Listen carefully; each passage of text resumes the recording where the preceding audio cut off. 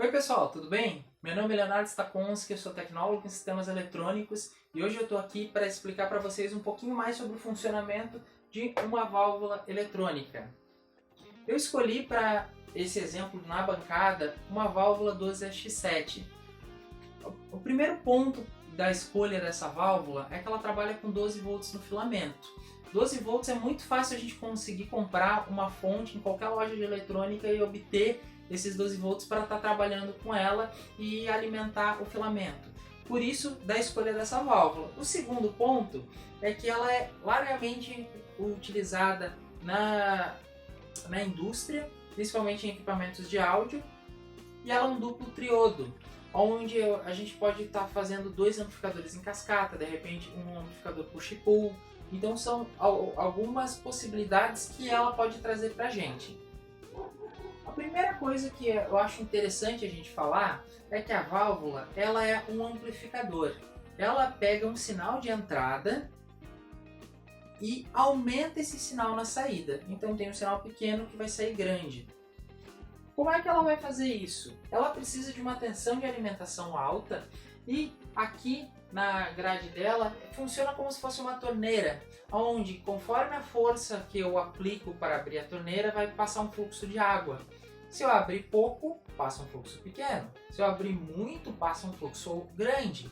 Isso faz com que eu consiga ter um sinal de saída com um fator de amplificação que ele é definido em cima de quais resistores que eu vou utilizar na minha topologia.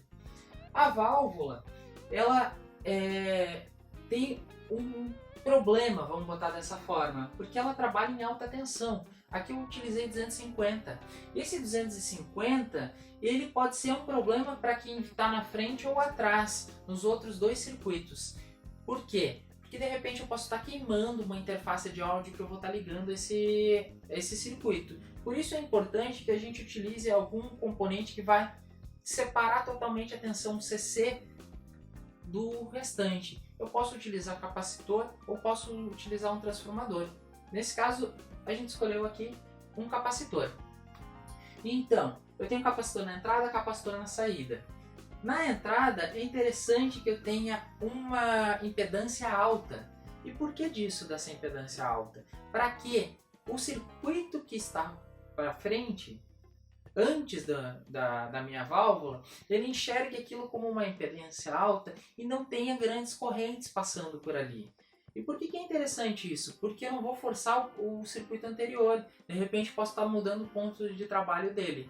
Então por isso que foi escolhido um mega na entrada e cuidado com esse capacitor para não gerar um filtro que eu acabasse perdendo graves, porque aqui eu estou gerando um filtro RC. Assim como lá na saída também eu vou ter que cuidar isso. Mais para frente eu vou fazer um vídeo explicando sobre frequência de corte, como calcular um filtro. Então, uma vez que eu tenho os capacitores entrada e saída, eu estou isolando totalmente o DC do AC. Apenas o AC vai entrar e vai sair. Aí eu preciso calcular os resistores de placa e o resistor de catodo.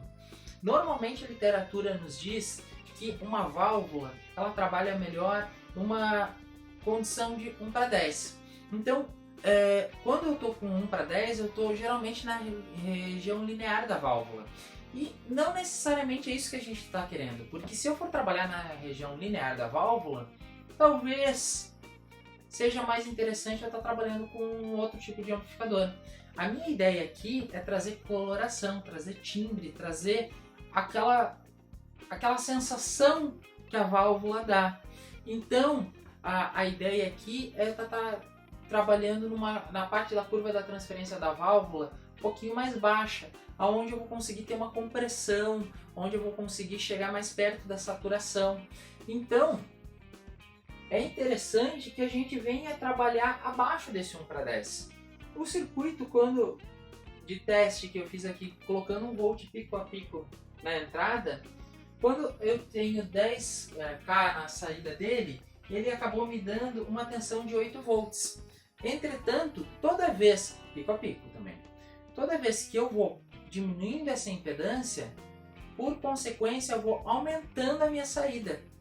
Então é aqui onde está o cálculo do ganho da válvula, em cima desse conjunto de resistores. Quanto maior for a minha impedância, menor vai ser a saída. Quanto menor a impedância, maior vai ser a minha tensão de saída ou meu ganho volt por volt em relação à entrada. No momento que eu aterro isso aqui, eu acabo jogando a válvula imediatamente praticamente na região de corte dela, que vai depender do meu sinal de entrada para ela entrar ou não no corte. Então, no momento que eu joguei isso aqui a terra, a minha saída foi a 41 volts pico a pico.